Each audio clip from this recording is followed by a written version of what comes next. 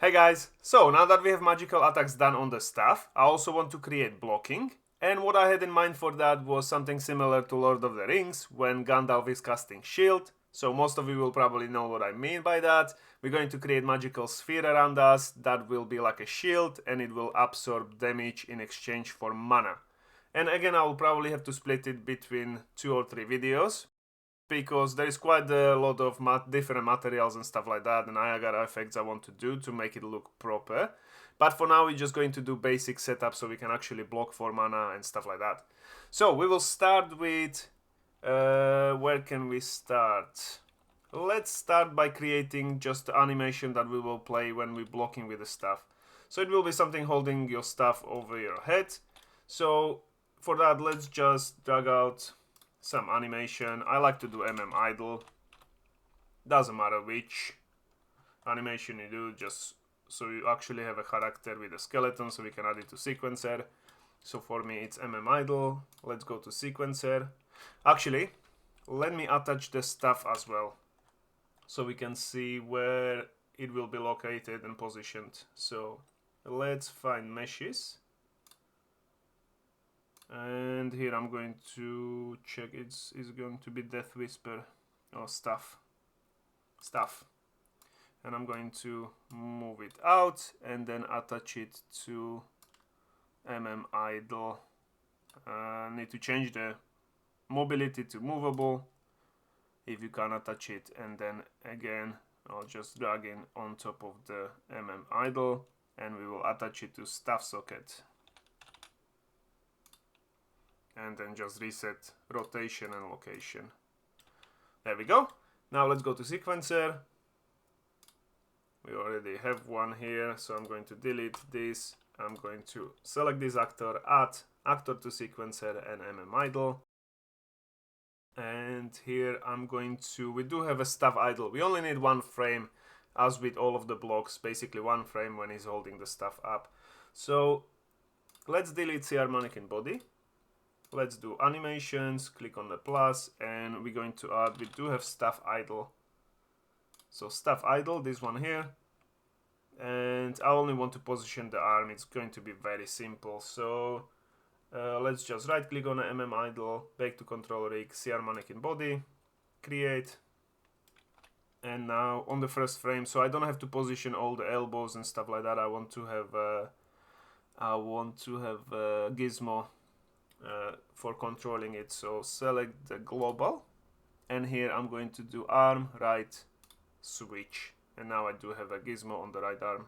Okay, so on the global you select it, and now we just need to position this arm so it's actually blocking. So what I can do is just move it slightly up like that, and then we're going to rotate it. Wait, where is this arm so I don't twist it too much? Alright, like that, and just position it. Maybe I want to bend the elbow a little bit, like that. Yeah. So he's like shielding himself. Okay. So stuff above the head.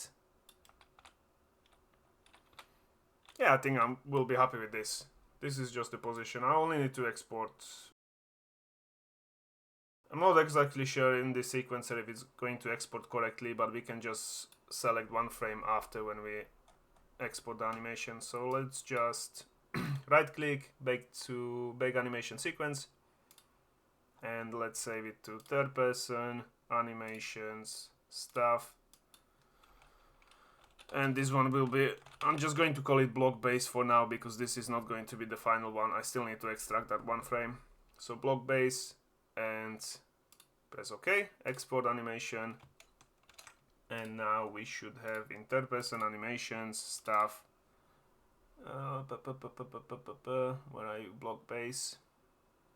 This one here. Open it up. Alright, and just go to that first frame when we got arm lifted. And what we're going to do is create asset here, create animation, and reference, current pose. Or we can delete the frames. That might be actually even easier.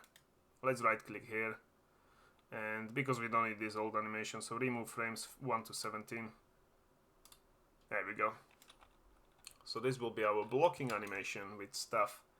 So now we can call it stuff underscore block.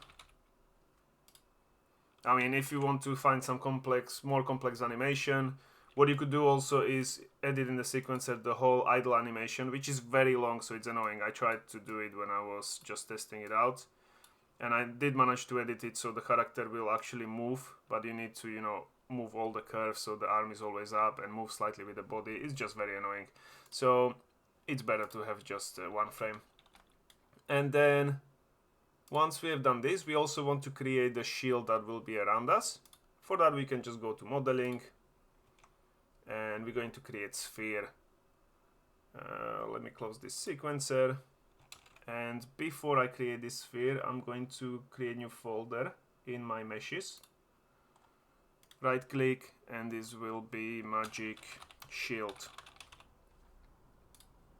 Open it up, and then with this sphere, click on anywhere. I think radius about 120 is good because it will envelop the whole character. If you want to have it bigger or smaller, that's up to you. I'll do 120. You can even resize it after. And then here change the current folder and press accept.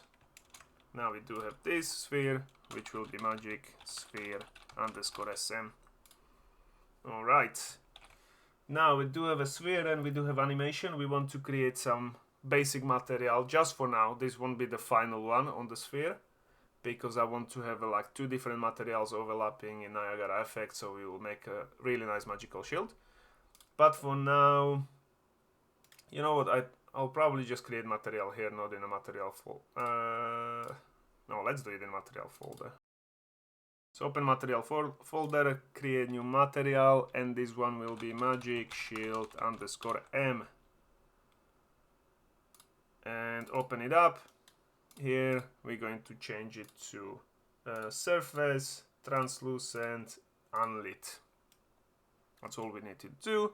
And then hold 3 on the keyboard and press and click. That will create a constant, which is just constant 3 vector, I think. Yeah, constant 3 vector. And then this will be our color, which will multiply. So hold M on the keyboard and click. And this one will go to alpha. Then we want to do Fresnel. Or Fresnel, I'm not sure how you pronounce it. So Fresnel. And from Fresnel, we need to create one parameter for this. So hold S on the keyboard and click. Or just create a new parameter. And this one can be exponent, because that's what it is. And we'll add it here and change the value to 1. Then we'll add it to multiply.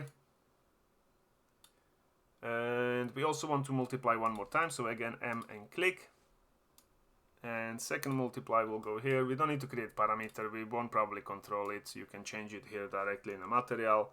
I'll just set it to 0.1, which will make it opaque, because this one will go to opacity and this one will go to emissive color. So now you can see faint shield. Maybe change it to 0.2 just for now so you can see it. And here let's start with, I don't know, fire. Let's start with cold. Let's start with cold.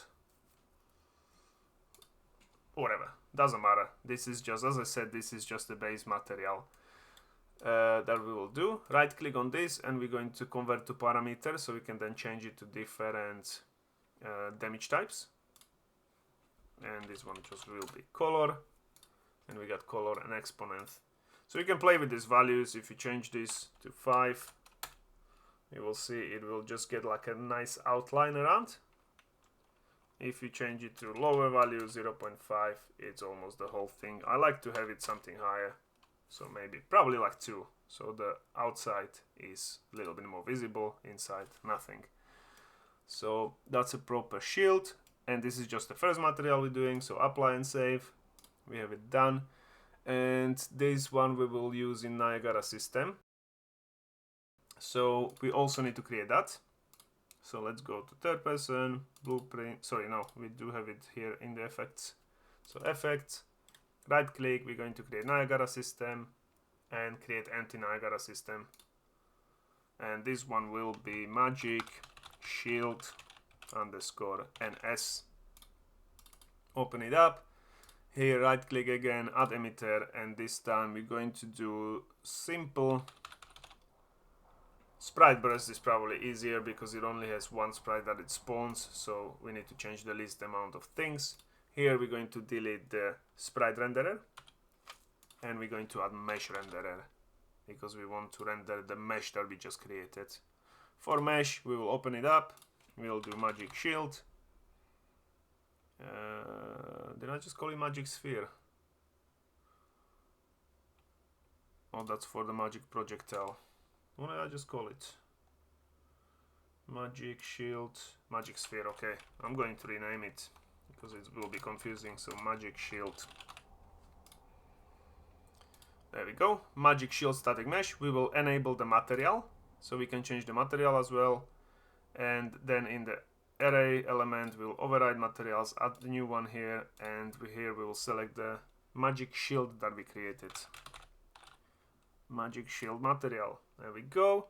For what we need to change here, particle state, I believe. Yes. So kill particles when lifetime expires or whatever has elapsed. Uncheck it.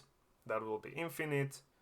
And mesh renderer, source mode particles, source forces and velocity. Everything else should be the same. So you can see you got the shield that doesn't disappear because it just keeps playing this one shield. It's one particle, so it's quite performant. And save it. And now we do have everything that we need to actually create it. So let's go to player. And now we're going to set up the block event on the stuff. So first of all, I'm going to close all the tabs so it's not confusing again. All the tabs to the right. And let's find the right click, which is, oh my god, this absolute mess of things here. Let's move what we can move, what is part of what.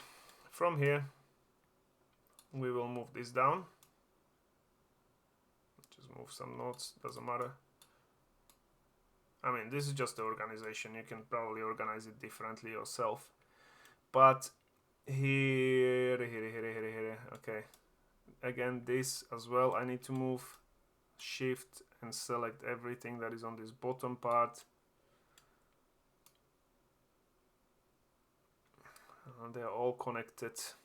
All right, so now on the right click, when we right click and when we go to stuff combat type, what do we need to do? So we got current action tag blocking. We won't be setting the blocking. We will have a magical blocking because it will be different type of block. So that can go there. Let me just quickly check how I set it up here. So on the stuff, we can just do branch. Let's start with the branch. Drag it to the stuff because we'll check the conditions like do we have enough mana to actually cast the shield, to actually block. So we'll do different condition. For now you can leave it checked true, so it actually executes. And then first thing we can do is play montage. Play montage on the mesh. And montage will be the one we have created, which is stuff shield. Stuff block, stuff, I didn't create a montage, so third person animations, stuff, and on the stuff block, right click, create animontage, same name. So this will be stuff block montage.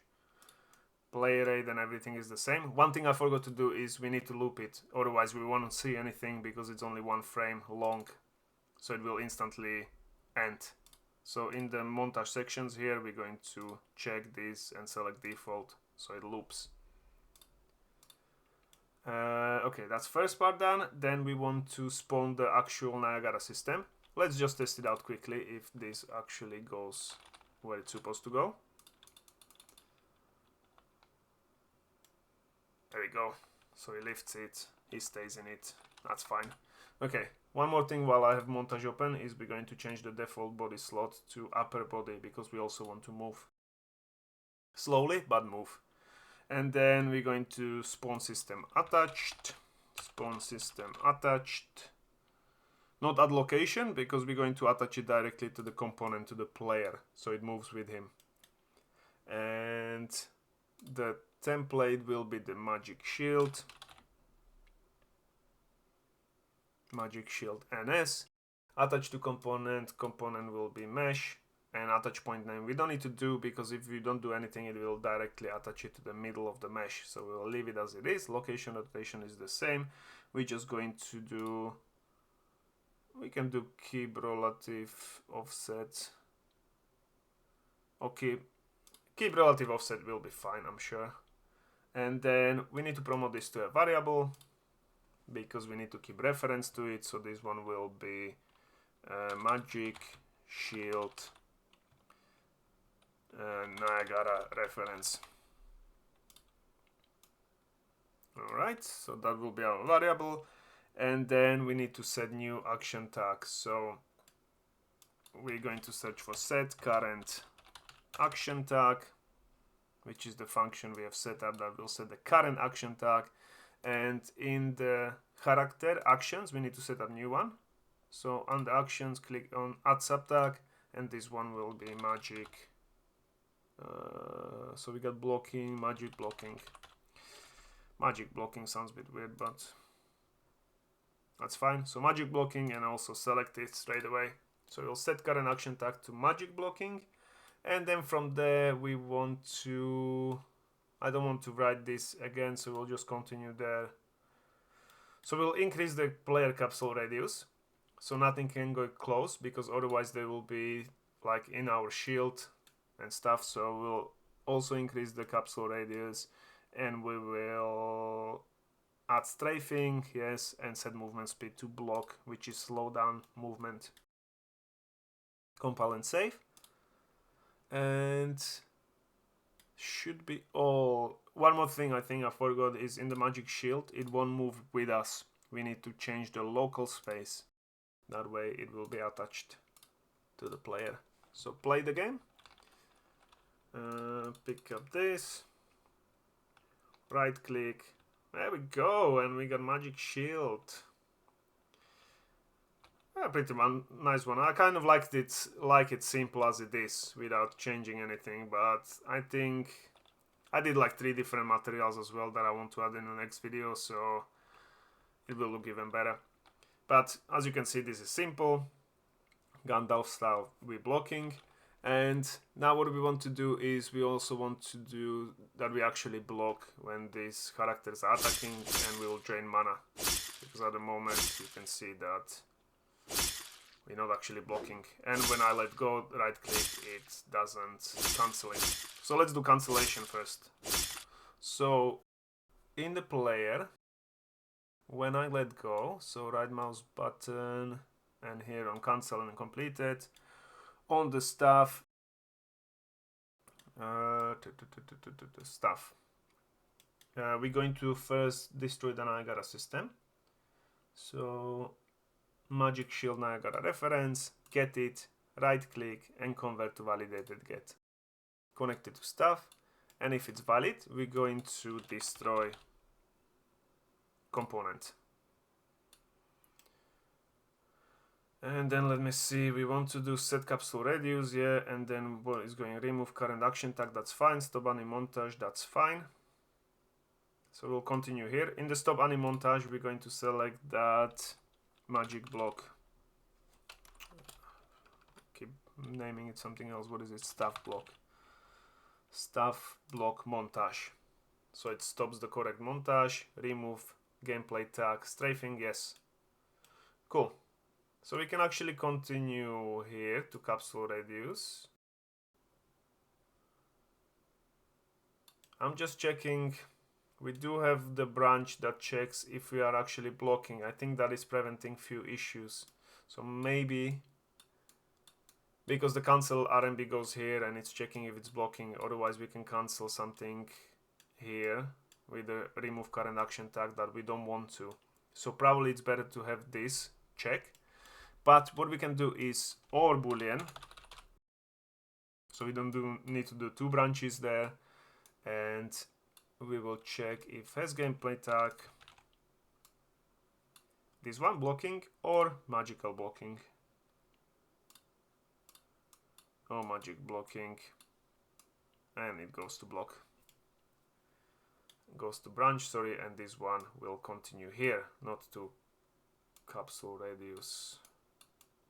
Okay, I can see it's getting very messy, but hopefully it makes sense. So this is when we cancel it. From staff, we will check if Niagara exists. If it exists, we will destroy it, and then we will just set capsule radius back to 35s, so it's the original one, and then we remove current action tag, which will be the magic blocking, stop animontage, which is the blocking animation for staff, and remove gameplay tag, strafing, and setting the rotations and speed to normal. Cool, so let's try again if it works. And now staff, equip it, right click, let go, right click, let go, right click, let go. All right, so that's block. That seems to be working fine. We'll see if it actually works with everything else, but I'm sure everything should be fine. You can see there is a little flickering when I move side to side. That's usually, I don't know, I was trying to figure out on the forums. I know it is caused by motion blur. So I told you in one of the tutorials that if you turn off the motion blur, it won't be happening. But if you turn off the motion blur, everything seems really weird when your character actually is moving around and moving the camera, because it just makes it kind of smooth, that motion blur. If you turn it off, it is a bit crap. But as you can see, this is quite a lot of flickering. So what we can do is on the follow camera, you can search for motion blur. And here we're going to check max amount and do like 1. That will just reduce it. It is, yeah, I don't actually know why it is caused. I found some issues that people were complaining about it. I'm not sure if it was fixed. I couldn't find a solution.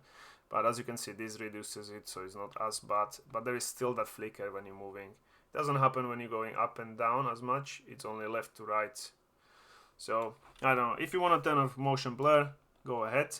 It's just in the project settings, and that will completely stop it. But if you find a solution, do let me know as well, because I was kind of tired of looking for it.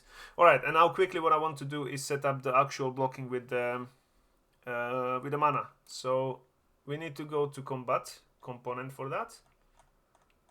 So edit combat component, and here again I'm going to close everything, close all the tabs, because I want to only open take damage.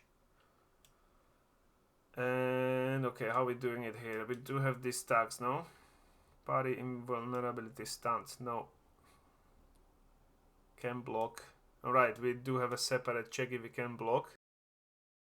So this would be easier if we did a switch on each tag that we want to check, because here we could add block and magic block and do something different. But the reason why I set it up like this is because a block is after, because we want to calculate the damage first, damage reduction, and only then block that damage amount. So it's probably best if you just do branch after. So here we're checking, can we block and are we blocking? In this one it's just checking if we have got current tag blocking, and then we'll go to block. If we are not, we're going to check one more thing, and that will be we do have gameplay tags of the owner, which is basically the guy that is getting hit. That will be us. And if we have tag, so has tag, character checks. What is it? What am I looking for? Magic block. Not in check, sorry, in actions. Magic blocking. If we have that tag, then we need to do something similar, like calculate weapon damage. We also want to stop this weapon sound, so just copy it, paste it, and then connect it to where it was. So we will stop the weapon sound, because we will play the block sound, and calculate block damage. Let's just duplicate this function. So calculate block damage, duplicate, and this one will be calculate magic damage. Magic block damage. Saying it wrong. So magic block damage. And then in this one, what we need to do is start camera shake. I'm happy with that.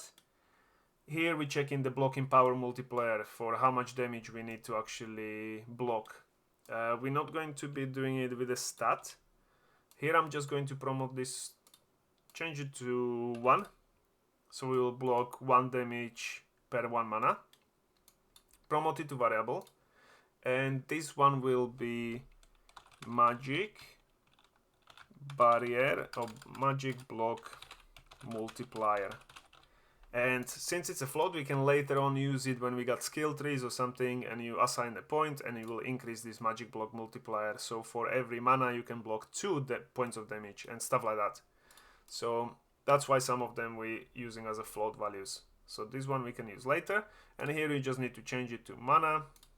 So modify current stat mana, get current stat mana, and if it's less or equal 0, we will block break event. For now I'll leave that in because this video is getting very long again, so I don't want to change the whole block break event. We need to set up different animation sounds and stuff like that, so I'll leave this. And if it's false, we're going to block react and play block event. We can leave it as it is, just change the mana. And now one more thing in the player, we can check if we do have enough mana to block. So we have just this branch, so we're going to get stats component, get current stat, mana, and if it's greater or equals, I don't think you should do 0 because there should be some kind of threshold, same as a blocking power. I think there is a minimum that we set up somewhere. I'm just going to do 10. If I have 10 mana, I can block. Otherwise, mana regenerates, and you can always keep blocking. So at least 10. And then we can block. Otherwise, we can just play sound that we don't have enough mana. I think we were playing object pickup or something like that when we can execute ability and stuff like that. I like this. Yeah, it's just this. So play the game.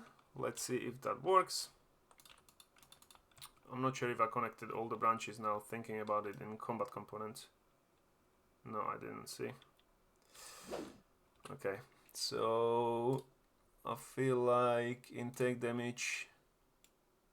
Yeah, I didn't even connect the function. So this one false goes to play hit defense, stop weapon sounds, modify current stat. Yeah, we're just going to do calculate magic block damage. Do we need hit location? We can leave hit location and local final damage is going to damage. That's already the calculated reduced damage from armor and from resistance. And then now it should work. Block it.